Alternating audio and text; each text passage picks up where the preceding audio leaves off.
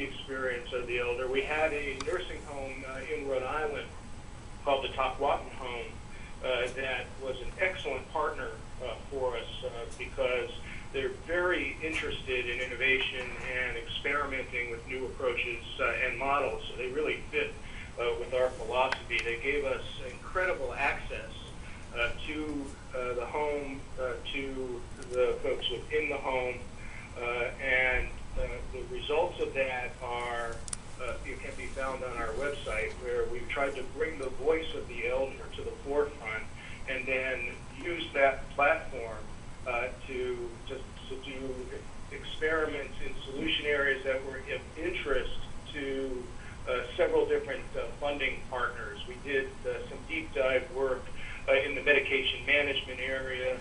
We did some deep dive work in the personal care area as well, and we built some pretty interesting digital assets to bring the voice of the elder experience to the forefront of that innovation conversation.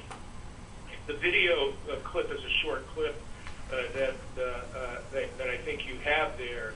It can give you an overview of the lab, the approach that we took to the work, and the way we teed up some of the work.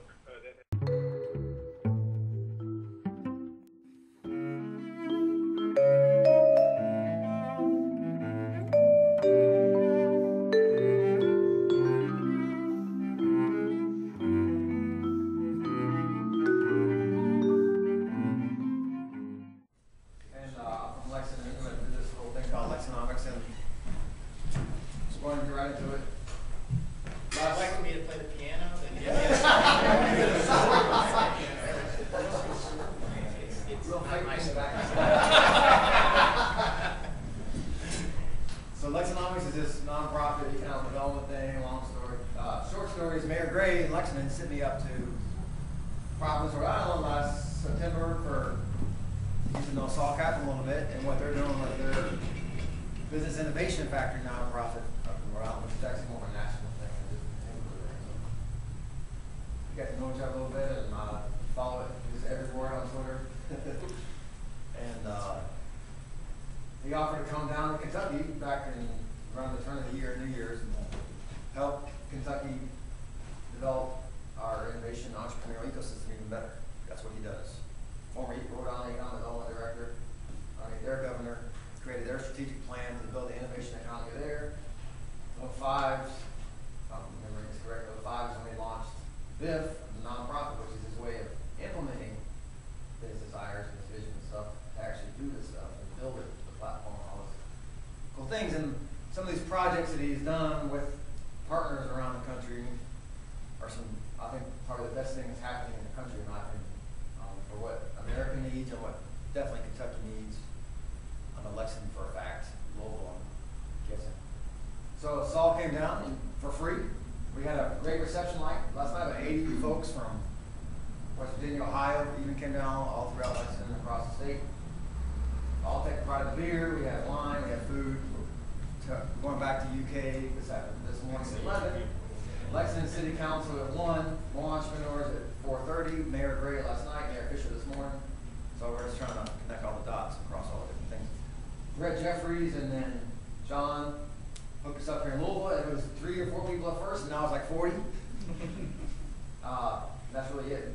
I'm going to Saul quickly talk about what BIF is doing and why he's here, and then I guess about turn into what Louisville is doing and what Louisville's wanting to do to build your new economy and stuff, and then we'll just see how it goes from there, I guess. Okay. Oh, great. Well, first of all, I'm certain that the result of this trip.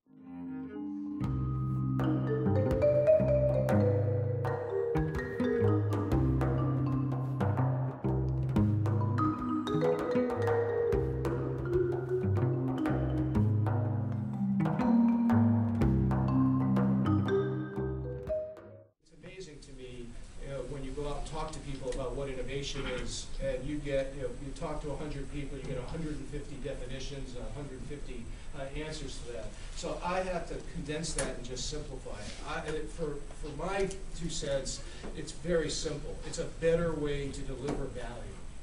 innovation is a better way to deliver value, and it's about delivering value. It's not an invention. We make a big mistake in this country because we conflate these two terms, invention and innovation. Both important, they are not the same.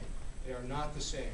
It's not an innovation until it actually works in the real world, until it actually solves a problem, right? Then it's an innovation. We can invent lots of stuff. We can have a lab and create all kinds of incredible new technology, incredible new tools, but yet we still have the same challenges, to educate urban students, to deliver health care to an aging population, right? But yet we have all this great technology. The problem isn't the technology. The problem is the translation of the technology in the real world to be able to solve the challenges that we have. And we conflate these two terms, so when people talk about innovation, they're really talking about invention, right? And we talk too much about invention. I love invention. I'm glad in this country we invest heavily in it. I hope we continue to. But what I propose is that we spend an equal amount of time talking about the outputs, right? The actual solutions to solving problems that work in the real world.